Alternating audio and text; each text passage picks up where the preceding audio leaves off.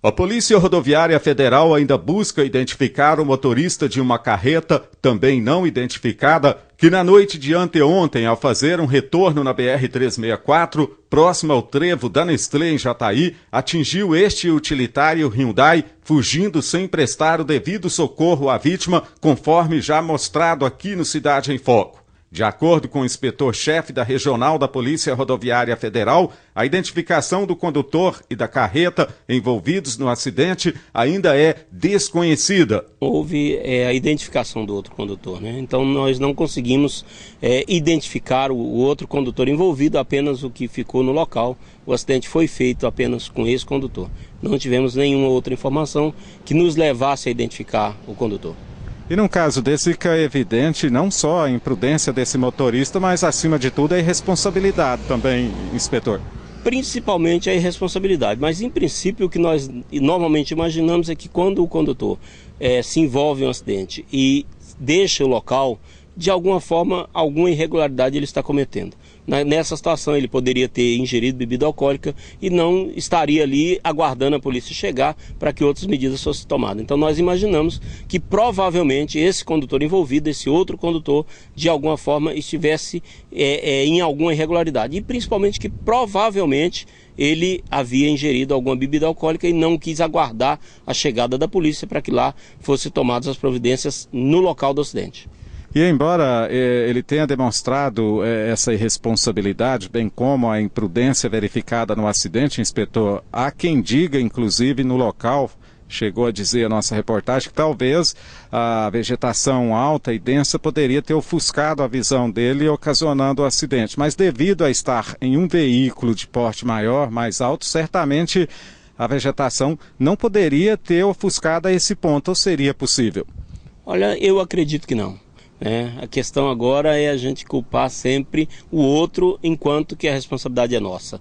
Ele estava provavelmente numa distância muito curta, ele não estava ali obedecendo a distância de segmento, a distância que ele deveria obedecer do veículo da frente. Provavelmente, e nós imaginamos que talvez ele tivesse ingerido bebida alcoólica, é outro fator. Então a vegetação é apenas uma desculpa para que o acidente tenha ocorrido. Então as pessoas sempre estão procurando responsabilizar os outros ao invés de assumir a sua responsabilidade. E inclusive, às vezes a própria testemunha seja levada a comentar esse tipo de coisa. Então nós imaginamos que ele, de alguma forma, cometeu uma imprudência, né? Ele não obedeceu a distância padrão de ficar na distância correta do veículo da frente, se distraiu de alguma forma, provavelmente isso tenha acontecido, ou até mesmo talvez tenha ingerido bebida alcoólica, o que acabou ocasionando um acidente ali naquele local. E nós observamos ainda vários outros acidentes em trechos das rodovias federais que estão sob a jurisdição desta Regional da Polícia Rodoviária Federal, inspetor, da qual o senhor é chefe, e em alguns casos um outro ocorrido na tarde da quinta-feira, próximo ao distrito de Naveslândia, antigo Pombal, onde uma aquaplanagem acabou provocando a saída de pista seguida do capotamento de um Fiat Uno Mille, ocasionando em lesões leves num casal de idosos que ocupava o veículo. Além disso, foi observado, inclusive relatado à nossa equipe em matéria anterior, o caso de que os pneus do veículo estariam carecas. Isso poderia ter contribuído para essa aquaplanagem também? É preciso ter cuidado com a questão de pneus? Exatamente, nós sempre recomendamos, né? Nós estamos ainda num período chuvoso, à noite, e o pneu careca, as condições do veículo. E isso é evidente que contribuiu e muito para que o acidente ocorresse.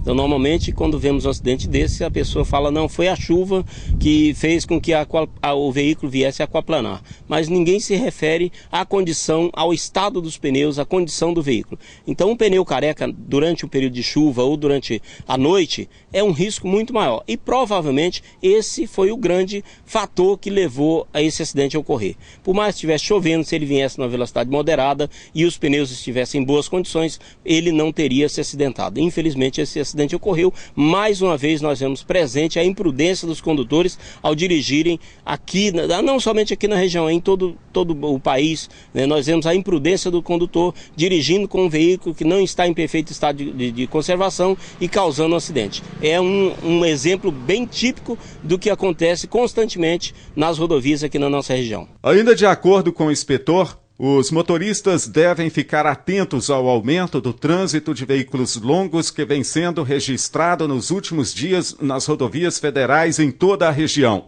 A todo instante, o tráfego de carretas, caminhões e outros veículos longos tem sido intenso nas rodovias federais, principalmente nas BRs 060 e 364, o que, segundo o inspetor, requer cuidado redobrado dos motoristas. O fluxo tem sido bastante intenso. Nessa situação que está acontecendo agora, nós estamos aí fazendo um batedor de uma carga superdimensionada.